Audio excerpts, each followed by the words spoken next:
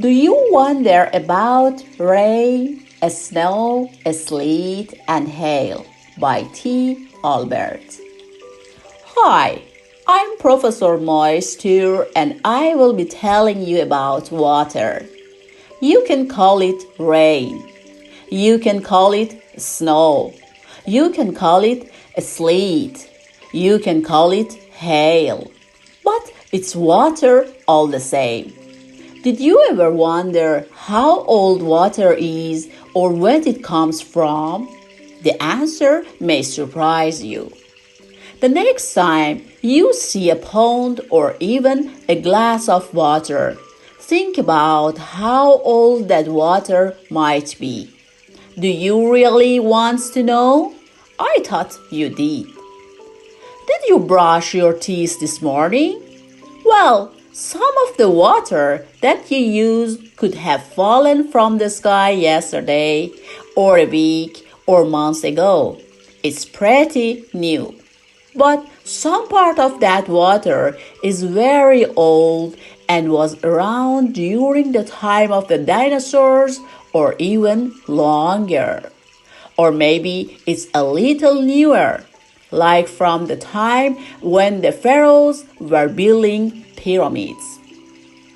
You see, there is only a limited amount of water and it gets recycled. Yeah, it keeps going round and round. We call it the water cycle. Yes, you have a question? No, it's not like a jet ski or a bicycle for water. It's nothing you can ride. It's how water keeps going round and round. Let me explain. First, I would like to say that water is very important. Imagine an empty lake. The fish would be very unhappy. Imagine an empty ocean. Your day at the beach would be like going to a desert. And since you are mostly made up of water, let's just say you would be a lot lighter. The water cycle has 4 parts: evaporation, condensation, precipitation, and collection. What is evaporation? When the water in an ocean, a lake, a pond, a river, or a stream is heated by the sun, it turns into vapor or steam. It then floats into the air. Of course, when you are out on a hot day or you exercise, you sweat. Well, guess what? That evaporates too. What about those drops of dew on leaves or the grass? Yes, they too evaporate and become a part of the water cycle. Condensation. What is condensation? As the water vapor gets cooled, it changes back into a liquid and turns into clouds. What is precipitation? When the air in the clouds cannot hold any more liquid, it falls back to the ground.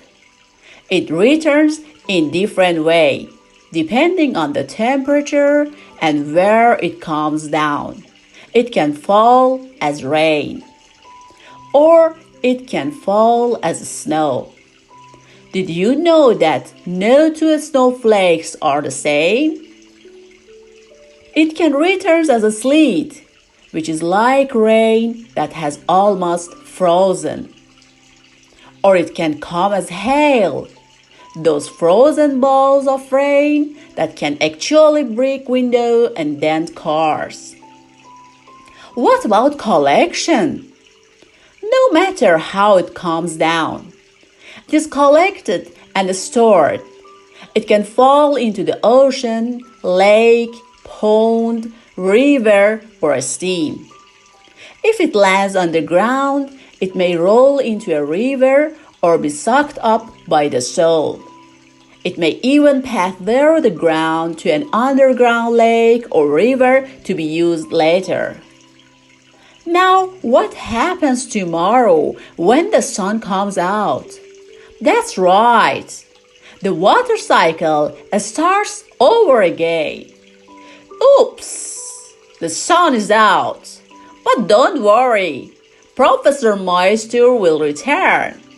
After all, I'm a part of the water cycle. Don't forget evaporation, condensation, precipitation, and collection.